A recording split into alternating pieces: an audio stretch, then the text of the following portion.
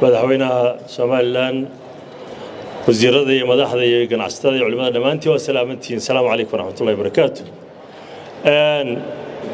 Koodii Abriilna waxaynu taagneen maalin murugo, maantana maalin farxad ah. Jawaabteedina waxa weeye la in shakartum la aziidannakum.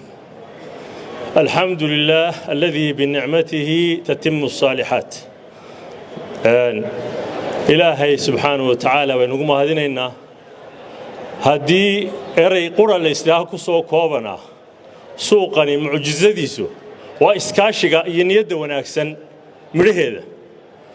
Madaxweyne ilaa miskiinka u hooseeya kaariyoonaha ayaa ka qayb qaatay. Anigu waxaan ahaa xogayaha guddida ganacsatada iyo culimada. Waxaanu fadhiisan jirnay TV-yada 10 kun oo laana naloo soo dirjay. dhowr iyo 10 milyan ayaa akoonkii aanu maamulaynay ku soo dhacay sida Sheekh Dr. Ciise sheegay.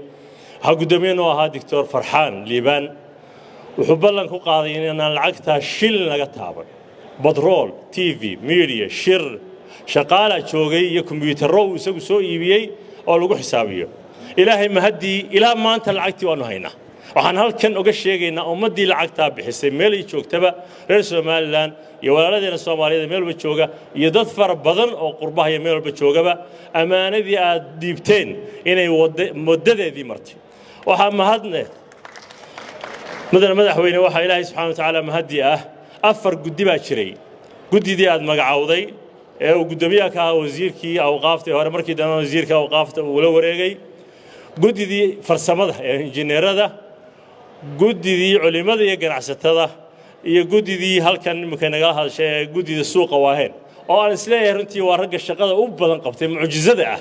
waxay sugeen qof walba kii Korean haystay, kii dabakaaya haystay, islaantii kibista dubaysay, qof walba meesha wax ku gaareen ay magaciisa soo sugeen. wax yaab laba ahayd.